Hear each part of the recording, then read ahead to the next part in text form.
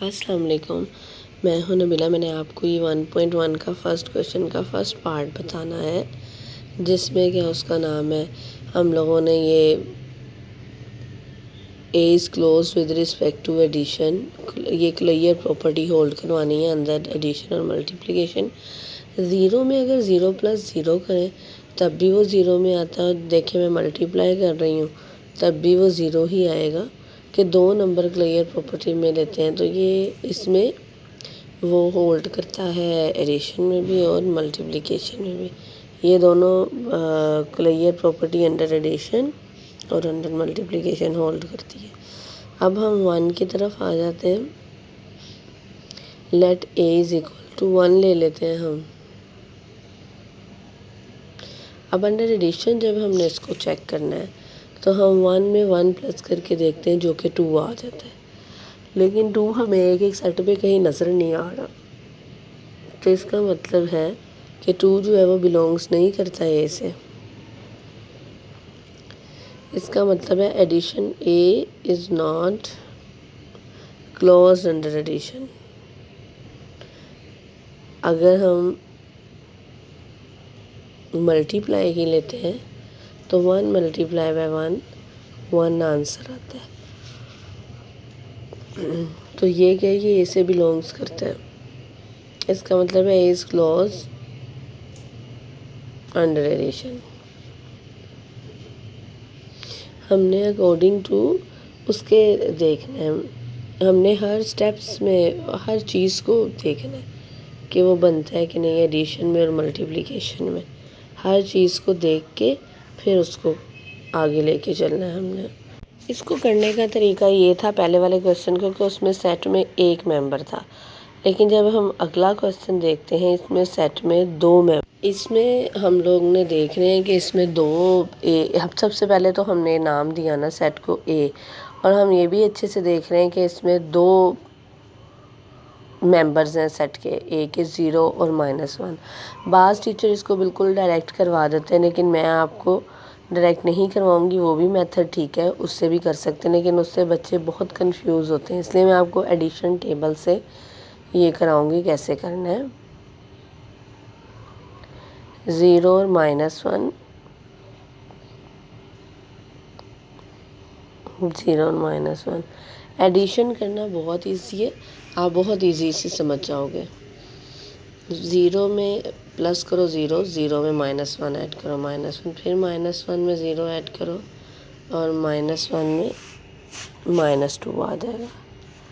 अच्छा, जब हम ये सब कुछ कर लेते हैं तो हम देखते हैं कि इसमें जितना कुछ भी है ना, -1 और -1 को जब हम ऐड करेंगे -1 और -1 -2 बनता है, ठीक है। अब ये भी जब एडिशन टेबल में हमने बनाना है तो हमारी सारी वैल्यू ना उस सेट के अंदर होनी चाहिए। ये सारी वैल्यू जितने भी मल्टीप्लाई करें ना वो 0 या -1 ही बनना चाहिए, थर्ड कुछ नहीं बनना चाहिए, ठीक है। लेकिन अब यहाँ पर ये बन गया -2 जो कि इस ए के अंदर है ही नहीं है, तो फिर A -2 is not belongs to A, ठीक है। और A is not close under addition. अब हम मल्टीप्लिकेशन में चेक कर लेते हैं। 0 -1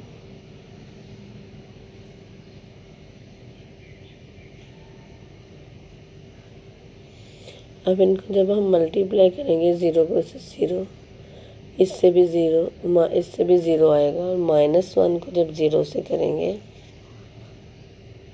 जब -1 को 0 से करेंगे 0, और माइनस को जब माइनस से करेंगे तो +1 आएगा, क्योंकि माइनस माइनस प्लस होता है। अब आप देखें कि ये जो वैल्यूज़ हमारे ये सेट के अंदर मौजूद है कि नहीं। 0 0 0 और 1 है, लेकिन जो 1 है is not belongs to A, so A is not close under, ठीक है। A is not close under multiplication. अब हम अपने नेक्स्ट क्वेश्चन की तरफ जाएंगे, जो कि है 4 वाला पार्ट है, जो कि है 1 और -1, ठीक है। मैं कोशिश करूँगी कि वीडियो कम से कम वक्त में बने और जल्दी, लेकिन मैं ख़ुद सारे क्वेश्चन सोल्व कर कम से कम वक्त में वीडियो कंप्लीट करने की कोशिश करूँगी और सारे क्वेश्चन खुद करूँगी। अब ये भी क्वेश्चन जो हम करने जा रहे हैं, सबसे पहले तो मैंने इसको नेम दिया, फिर उसके बाद प्लस और मल्टीप्लाई जो है हमने करना है। टेबल बनाएंगे हम लोग।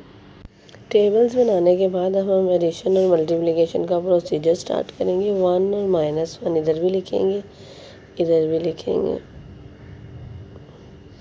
अब लाइन लगाएंगे। एडिशन में हम यहाँ पर 2 आएगा और 1 और -1 करेंगे 0 आएगा। -1 और 1 ऐड करेंगे 0, -1 माइनस माइनस प्लस -2 आएगा। अब हमारा जो आंसर है 2 0 0 -2, अगर हम उसको देखते हैं तो इसमें सारी वैल्यू एक ही सेट वाली है कि नहीं, हमने ये चेक करनी है। लेकिन यहाँ पर 2 0 0 -2 है, जिसमें 2 0 is not belongs to A and 2 is not belongs to A, -2 is not belongs to A, तो कुछ भी A से बिलोंग नहीं करता। So A is not clause under addition। अब इसको मल्टीप्लाई करना है 1 को 1 से, 1 को -1 से, -1 को 1 से, -1 से, और -1 और -1 को जब देंगे 1 आएगा। ठीक है। अब इसमें जितनी भी वैल्यूज़ हैं 1 -1 और 1, वो सब A के सेट के अंदर हैं। तो A is closed under multiplication. Always ज़रूरी नहीं है कि अंडर एडिशन भी हो और अंडर मल्टीप्लिकेशन भी हो। ठीक। अब हम सेकंड क्वेश्चन की तरफ जाते हैं, जिसमें हम लोगों ने डिफरेंट प्रॉपर्टीज़ के बारे में बताना है। लेकिन इसमें एक चीज़ का ध्यान रखना है कि आपको प्रॉपर्टीज़ के बारे में प्रॉपर पता होना चाहिए। इसलिए जो इसके स्टार्टिंग का जो लेक्चर्स हैं इंट्रोडक्शन के, वो आपको पता होना चाहिए। उसकी वजह से आप ये क्वेश्चन कर सकते हैं, वरना आपके लिए बहुत प्रॉब्लम होगी। इसमें आपने प्रॉपर्टीज़ के नेम बताने हैं कि ये कौन सी प्रॉपर्टी। तो जब तक आपको प्रॉपर्टीज़ की डिटेल नहीं पता होगी, आप इसके बारे में कुछ भी नहीं बता सकेंगे। इसमें प्रॉपर्टीज़ के नेम बताने हैं कि ये कौन कौन सी प्रॉपर्टी है, इसके आगे हमने ये मेंशन करना है।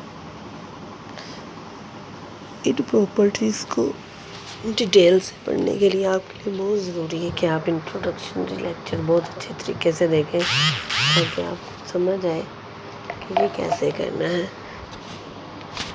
क्योंकि मेरे पास ये पार्ट्स इसके ज़्यादा हैं, तो शायद मैं कहीं थोड़ी स्पीड से भी करवाऊँ। यहाँ भी मैं आपको बताऊँगी कि ये कौन सी प्रॉपर्टी है। पहली प्रॉपर्टी की तरफ जाते हैं, जहाँ पे 4 + 9 और 9 + 4 है। ये हमारी कम्यूटेटिव प्रॉपर्टी है। कम्यूटेटिव प्रॉपर्टी का मतलब ये है कि अगर हम दोनों चीज़ों को ऐड कर रहे हैं, तो चाहे उसकी सीट्स भी चेंज कर लें, कोई फ़र्क नहीं पड़ता, आंसर सेम ही आता है। अब अगली प्रॉपर्टी देखें। इसमें हमने 2 3 हमने वो लेने हैं, और पहले शुरू वालों को ऐड किया हुआ है, ठीक है, और बाद में एंड वालों को ऐड किया हुआ है। तो ये हमारी है एसोसिएटिव प्रॉपर्टी। ये हमारी एसोसिएटिव प्रॉपर्टी है। एसोसिएटिव प्रॉपर्टी के बाद ये विद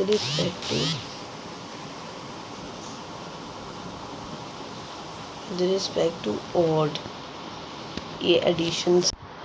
अगर हम ये थर्ड प्रॉपर्टी की तरफ जाते हैं, इसमें जो हमारे पास वैल्यू दी हुई है, इसमें भी 2 वैल्यूज़ हैं, जो कि 3 वैल्यूज़ हैं।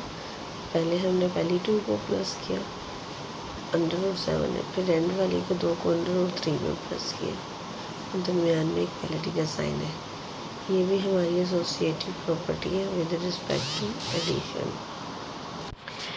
अगली अगर हम देखें कि 0 हम ऐड कर रहे हैं 100 में, और मैंने आपको बताया था कोई ऐसी चीज़ जिसमें जब हम कुछ ऐड करें और वो अपनी आइडेंटिटी बरकरार रखे, अपनी शनाख्त बरकरार रखे, ऐड हो रहा है तो उसमें कोई फ़र्क ना पड़े, तो ये हमारी एडिटिव आइडेंटिटी है।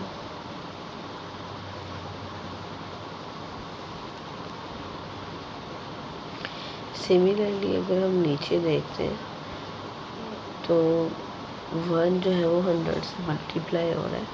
इसमें भी वही बात है कि 100 ने अपनी आइडेंटिटी बरकरार रखी है, तो ये मल्टीप्लिकेटिव आइडेंटिटी है। ये हमारा मल्टीप्लिकेटिव इन्वर्स हो गया, मल्टीप्लिकेटिव आइडेंटिटी हो गया। ऊपर वाली एडिशन की थी आइडेंटिटी, ये मल्टीप्लिकेशन की है। अब नेक्स्ट जो हमारे पास प्रॉपर्टीज़ हैं, जो 6 वाला पार्ट है, उसमें आप देखें कि उसमें भी ऐसा ही है कि 4.1 प्लस माइनस 4.1, यानी कि इसमें आंसर क्या आ रहा है 0। तो ये हमारा एडिटिव इन्वर्स है, इसमें आंसर 0 आ गया।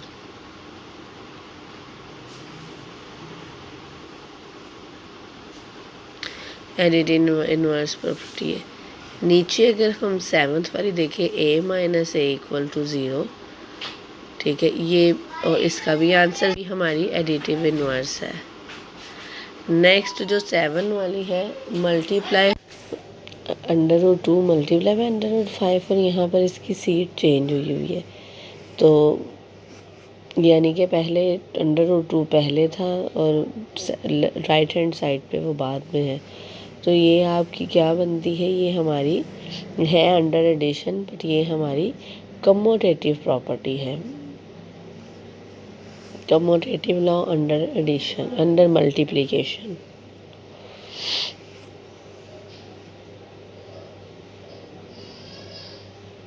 and with respect to multiplication. Next हम देख रहे हैं कि b माइनस सी है और ब्रैकेट से बाहर a है जो उसके साथ मल्टीप्लाई हो रहा है। तो ए बी माइनस ए सी है लेफ्ट डिस्ट्रीब्यूटिव लॉ।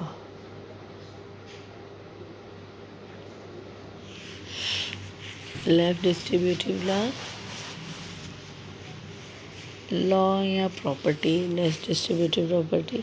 अब ऊपर वाले में वो लेफ़्ट से मल्टीप्लाई हो रहा था, जब हम नीचे वाले क्वेश्चन में देख रहे हैं वो ए राइट से, वो राइट से मल्टीप्लाई हो रहा है।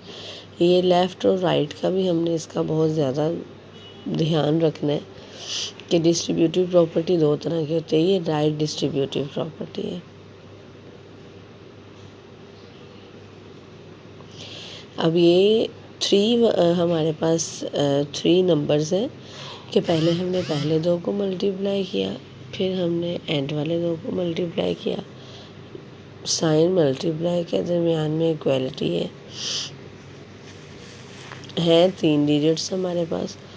तो ये हमारे पास जो होगा एसोसिएटिव प्रॉपर्टी अंडर मल्टीप्लिकेशन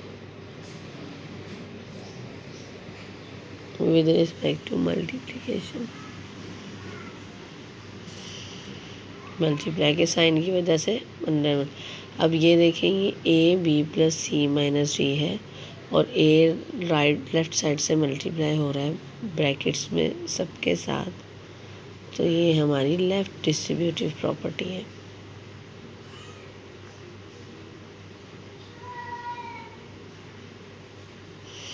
यहाँ पे हमारा आज का लेक्चर मैं वाइंड अप करूँगी और इंशाल्लाह नेक्स्ट में लेक्चर नंबर 6 में इंशाल्लाह मैं मज़ीद आपके पास नेक्स्ट क्वेश्चन लेकर आऊँगी इंशाल्लाह।